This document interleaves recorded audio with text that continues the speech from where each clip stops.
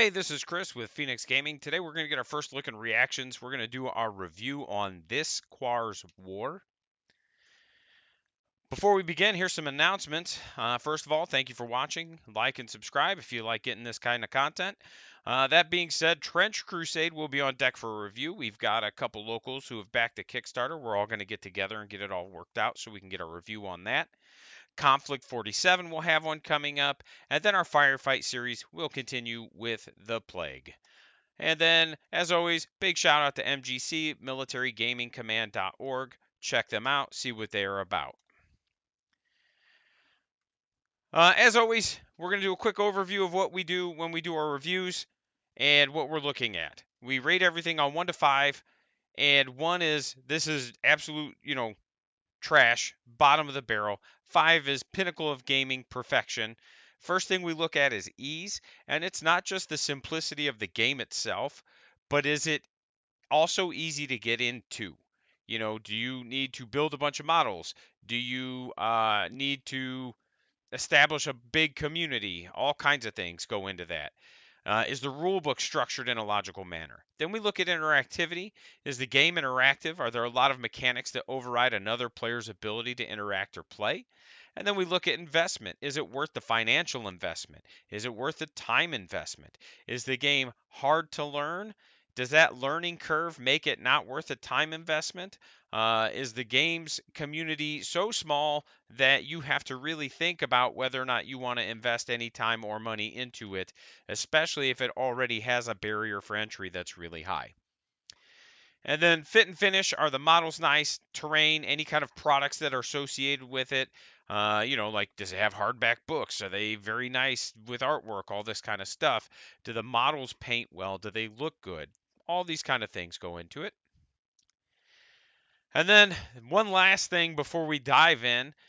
This game is undergoing some expansions and rules changes right now. So we are focusing today on this Quar's War 1.0 rulebook. There's going to be a link in the description to all their rules that they give away for free. And the 1.0 rulebook is based off of 28 millimeter models and scales from 20-ish minis up to 100. So just keep that in mind. If you go checking this game out and you're like, man, this guy doesn't know what he's talking about, it's this, it's that, you're probably looking at the 2.0 rule book, which is centered around 15 millimeter scale, which I'll be honest with you, I probably will never review a 15 millimeter scale game. It's just not something I've ever been interested in.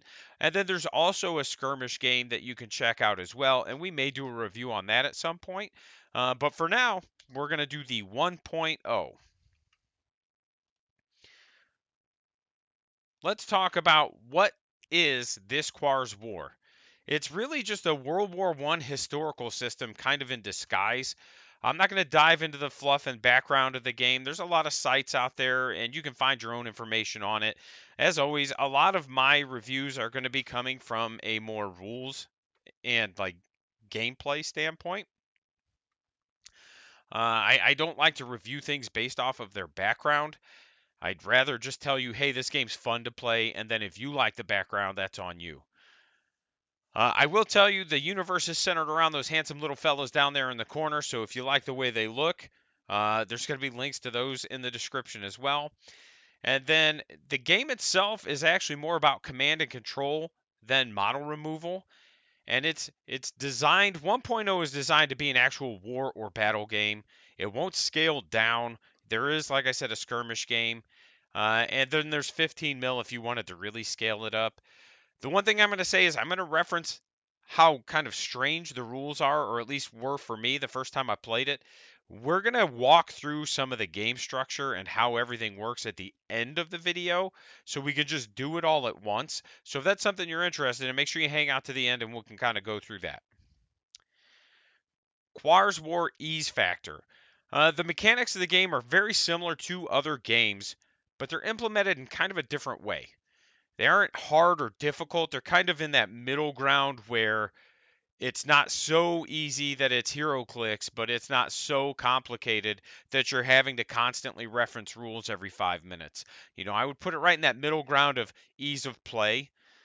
There's It did take a few read-throughs and a couple walkthroughs before everything started to click, but part of that is just because of how the game's structured. List building is super easy because it's not a points-based game. Uh, Basically, everything in the game is designed to be scenario specific, but if you wanted to get into the game, the easiest way to start playing is to just get a board and then you and your opponent agree on what size game you want to play.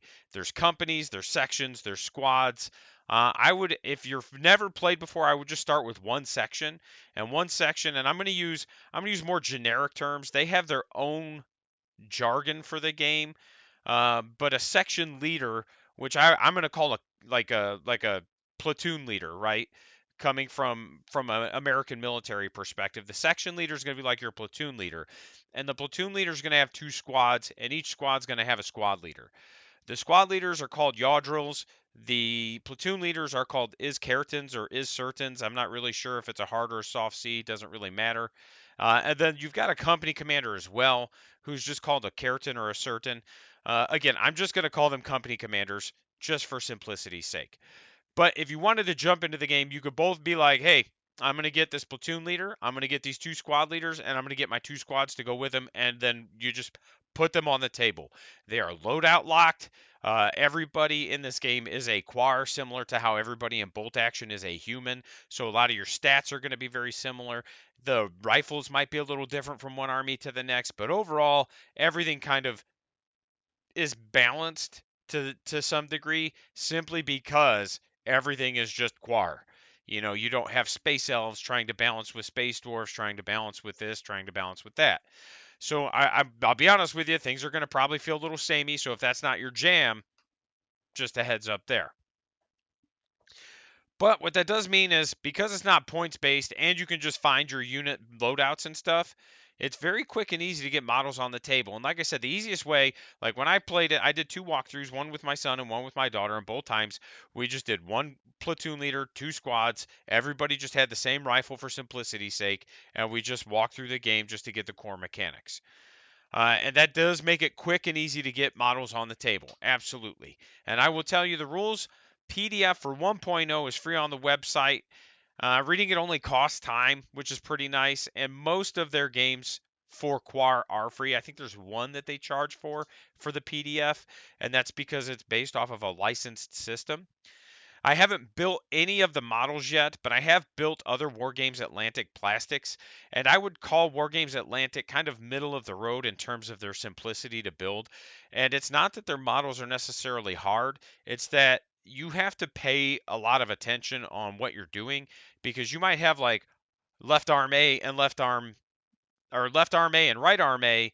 And if you're not paying attention, you might grab like left arm A and right arm B. And that's basically how they're labeled. And they don't quite fit together right, but they'll be really close. And if you're not paying attention, you just be like, oh, I just did it wrong and leave it. And then that can create issues. But for the most part, they're not bad to build. So I'm going to assume that these are pretty average in terms of like how complex they are to build. One box does give you basically every model you would need for a game the size that I just told you. They may not have every exact loadout. I will know once I get a box. I've got one coming for Christmas. And once I get it, I'll be able to give you a little bit more information on that. But I will tell you, one box gives you 24 models, and you need 21 to play a game the size that I just talked about because you need one platoon leader, two squad leaders, and 9 riflers per squad. So that's 10, 20 plus 1. That being said, I would give this Quar's War an ease factor of 3.5 out of 5. It's not because the game is necessarily hard, but like I said, you're having to kind of rethink how you approach the game because of the way it's structured. Interactivity, the game is set up in phases, but it's also alternating activations to some degree. So it's kind of this weird combo of multiple thought processes when it comes to how a game should be played. And again, we're going to walk through this in the end so that it's not so confusing, but just know that it's a pretty unique game structure from what I've seen. And the unit activation and movement, like when you move your units and when you activate them, and that's in the yaw drill or squad leader phase, That uses order cards, and the way the order cards work is you get cards numbered 1 through however many units there are on the table. So if I have 5 and you have 5, we need cards 1 to 10. We shuffle them all up. You get 5, I get 5, and then we assign cards to units on the table in secret. So if I've got like 1, 4, 5, 7, 10, or whatever it would end up being, I would put those cards out face down. You'll know what numbers I have, but you won't know what units have those numbers. And then when you hit number 1, whoever has the first one, they flip unit 1, they activate their unit, perform their actions. And then you just go in numerical order until everybody's done. So it's almost like a mini game on how you're going to activate things, and understanding what your opponent is trying to do is going to be very important. You can't just be like, "Oh, I know you're going to activate next, and you're going to activate here." You know, I may not. I may have some other grand plan, and because I've activated this one later instead of these two, it could like really throw things off. So it's a pretty neat interaction, and I like it. I would argue that it's less interactive than a game like Firefight, where you're just always alternating interactions. You could end up going like 4 or 5 interactions, or yeah, activations without actually doing anything, kind of like the way order dice work. So I'm going to put it around a 4. And then before we move on, this Quar's War, real cool game, very unique vibe and aesthetic. If you like these little duders and you want to grab a box, go ahead and, if you would, please use my affiliate link through the description. That'll get you a box on Amazon. It doesn't cost you any extra money, and it helps support the channel. Thanks a lot. Investment. Overall, the models are inexpensive. You can get, like I said, everything you need to play like 2 squads and a commander, a platoon leader, for $40. Now, you may not have the exact model you need for the platoon leader, but you'll have the quantity you need. So $40 gets you into the game, at least playing and putting models on the table, which is awesome. The game, like I said, is in the middle of the road when it comes to like, is it complex or is it simple? The rules are different enough that many, mainstream gamers and 40K gamers, you may need a few games to get your head around it. There's a few things about it that are going to make you go, wait a second, what? And that's okay. The models are very distinct, they're very unique, and they have a very whimsical feel despite the World War I style setting, which I found kind of strange. And overall, I find the game very fun, and it's a very interesting, very different experience. And really, a little bit of backstory. My buddy, he was like, "Hey, you should check this game out," and he showed me the models, and I was like, "Nah, dog, that ain't me. I don't want anything to do with whatever's going on here." And we never really came back to it. And then I ended up starting to do a lot of these reviews, and he was like, "Here, now that you're doing reviews, check this game out." And I was like, "All right, dude, all right." So I ended up reading through it, and I was like, "Wow, this actually looks really neat." And as I read it and I started to understand the game, it made me understand why the models look the way they do and appreciate them more. Because it wasn't that they were ugly, I was just like, this doesn't look like a war game. And then, like I said, as I kind of read more about the game and understood where everything was at, I was just like, oh, okay, this makes sense. And like I said, I liked it enough that I'm getting a box for Christmas so that I can play more consistently. And in fact, I believe we are going to be doing a Quar event, so stay tuned for more information on that. But like I said, I didn't really like the models initially. Now that I understand the game and the setting and the intent behind the models, I appreciate them a lot more. I doubt you're going to have much of a local community for it right now. Like, I bet if you go to your local game stores or anywhere really, unless you're in like a really well populated area, which I'm not, you're probably going to not run into a ton of people who have heard of it.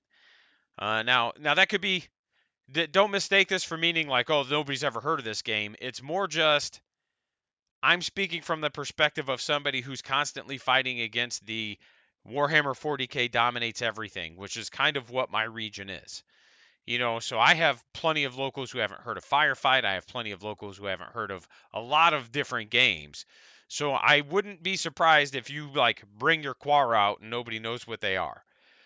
But because of the low cost of entry and the relative like ease to learn the game, I think it's worth trying to build a community for it if you have that ability. If you are one of those people, if you're like, hey, I can convince people to play this game, because like I said, one box is enough for one player. Two boxes you could get two people playing. So for two boxes you could start teaching people how to play the game, and the rules are free. So it's one of those, like, to me, the rules are good enough that you could build a community around it. If you're looking for something that's fun, um, it's not tailored around competitive play. It's more just like a kind of, we're going to put models on the table. We're going to have this World War I style battle, and we're going to let Jesus take the wheel and see what happens. Uh, Again, investment, I'm going to give it a 3.5. Again, you're probably going to have to build your community if you decide to get into the game. And if the community's already there, jump in. I'm telling you right now, just jump in. You won't be disappointed. Fit and Finish. Let's start with the PDF, because the PDF is basically just the rule book. Like, there's no real differences or changes. It's not like how Firefight has their app that's structured completely different than their hard books. It is just a PDF of the rule book. It's got some really cool art, like watercolor style pictures, stuff like that. This game is definitely a labor of love. I can tell that just from the amount of care that's gone into everything. I've been involved in their Discord a little bit. I don't really interact a lot, but it's more just like looking at what other people are doing, seeing what the creators are talking about, stuff like that. So it's one of those where this is definitely a labor of love. This isn't just a cash grab or a, hype train type of thing. This game's been around for probably 15 years. And like I said, it's just now really getting on my radar, but it's clear that the people who have created it really care about it. I've not held physically any of the models, but I have. I've bought an STL just so I could kind of inspect it a little bit. And that STL, like, they're well done. They look really nice. The tanks are really cool looking. Everything's really well done. War Games Atlantic plastics are pretty solid. So again, I would say it's going to be pretty good quality. And, despite not seeing them in person, you can see images of the sprues on the website, and you can see painted product to see how they paint up. I know looking at the professional painting on a website isn't the same as looking at my poor painting in my hand, but at least it tells me that the potential is there. And I would give it, for Fit and Finish, a 4 out of 5. What does this Quar's War do well? Well, before we talk about what it does well, we need to dive into the mechanics. Remember, I told you towards the end of the video, we're going to talk about how this game is structured. And that's what we're going to do now. So, scenarios determine what units can be brought and what your unit structure needs to look like. There are some generally, like, generic scenarios where you just bring your platoon leaders, your squad leaders, your company commanders, things like that.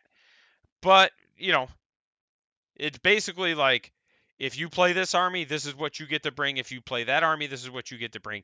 Now, there's nothing saying that you can't just walk up to your opponent and be like, hey, let's do this thing. But if you wanted to do everything out of the book, that's how it's structured. And like I said,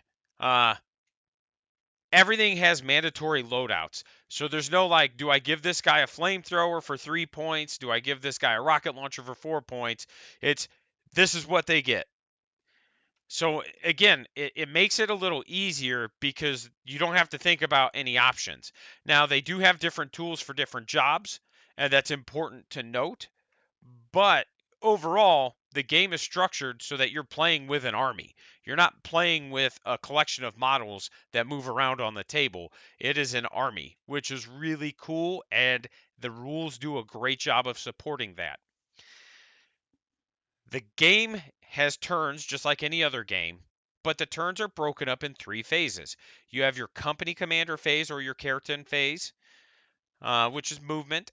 We'll get in more detail in a minute. You have your platoon leader phase, or your is Keratin phase, which is shooting, and then you have your yaw drill phase, or squad leader phase, which is where activations happen.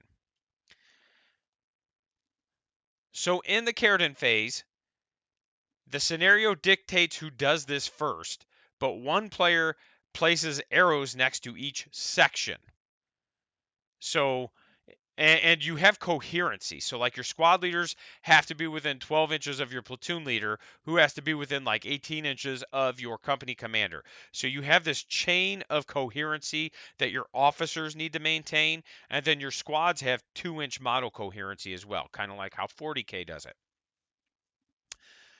You put arrows next to your units to designate what direction generally they would move if they were going to move. Now, that doesn't mean they have to move, but what it does mean is if I put an arrow and it's pointing straight forward, when that unit activates, if it moves, it has to move generally straight forward.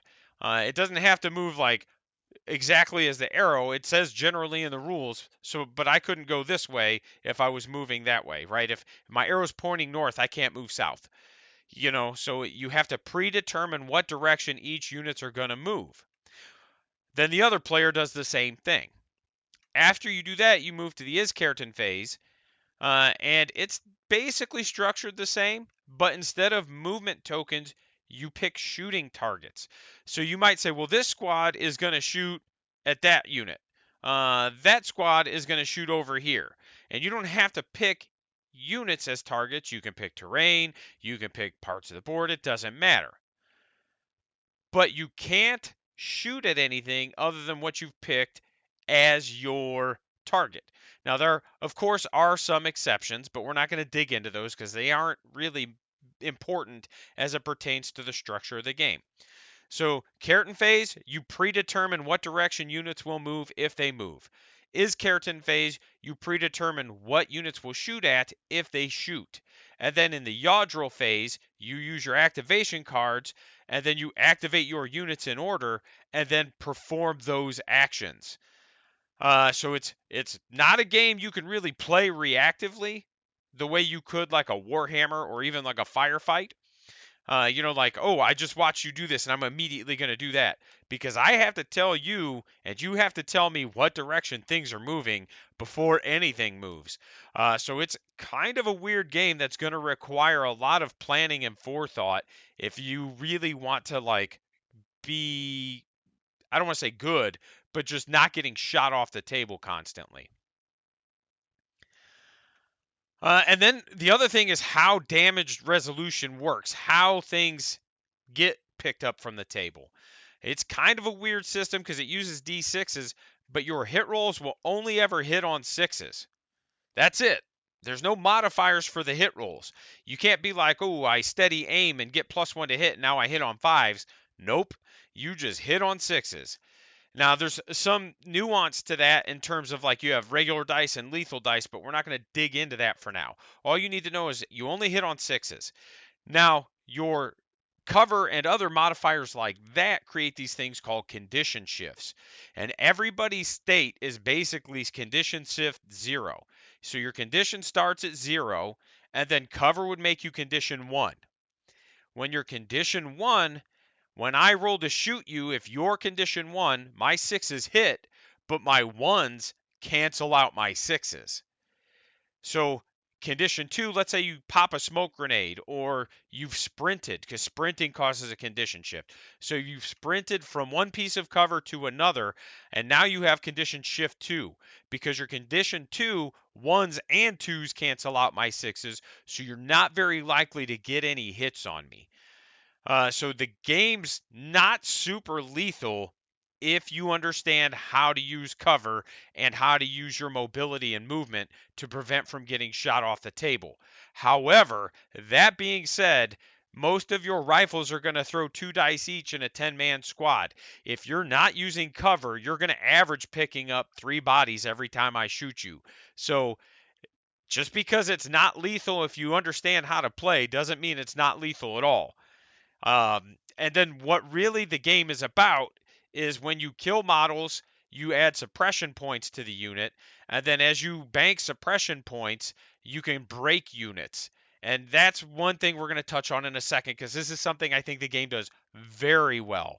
And like I said, the hit rolls and the way they work put a lot of emphasis on movement and cover. It's fantastic. It really, really rewards you for understanding how to be mobile, how to use cover, how to use terrain. And I know you're probably thinking, Chris, but what the hell does it actually do well? So let's talk about it now. The turn structure is super interesting, and both players having to declare targets and movement before activations means you got to put some forethought into it. But what it does well is it shakes up the standard turn structure of war games and makes it different, but different in a good way. Different's not always good, but in this situation, it absolutely is. It plays well. The game flows well once you get a few games into it because you start to understand, oh, this phase is this phase is that, now we do this. Once you get those 2, 3 games in, everything flows really well. The fact that everything hits on sixes is super easy. You don't have to remember anything, you just have to remember your condition shifts. And that's not hard. There's cheat sheets in the back for them. You know if you've sprinted. If you've sprinted, you get a condition shift. You know if you have cover, you get a condition shift. It's pretty easy. The game flows really well because of that also. You're not having to constantly be like, well, I have cover, it's -1. I have this, it's -1, blah, blah, blah, blah, blah. Not that those are bad, it's just different. This is how the game takes what could be a very convoluted rule system and makes it pretty simple. And the way the game handles morale is fantastic. So, like I said, when you shoot units, if you kill a model, they get 2 suppression points. If one of their hits is negated by a 1, you get 1 suppression point. Hits that are negated by anything 2 or higher cause 0 suppression points. So, what that means is if I throw 20 dice and I get 4 6s, and you get 3 2s because you have 2 condition shifts, and you get a 1, the 3 2s knock off 3 of my 6s. There's no suppression there. The 1 6 that's left gets knocked off by the 1. That's 1 suppression point. If the number of suppression points are greater than the number of models in the unit, then the difference is how many models need to make morale checks. So morale is done model by model rather than by whole squads. And I know that sounds kind of tedious, but it's actually really fast, doesn't take that long, and once again, makes a lot of sense. Because it's just 2 dice, you roll them, and if you have a 1, on either one of those dice, something bad is probably happening. If you have a 6 on either one of those dice, something good is probably happening. And if you have neither a 1 nor a 6, it's going to be a middle of the road result. That's exactly how it works. Real quick, you can just bam, bam, bam, bam, bam. You do it by model, and easy peasy. So overall, like, the way it handles morale is fantastic. The way it simplifies the hit roll process, really good. And the way it rewards you for being able to understand how to use cover and how to move your units is awesome.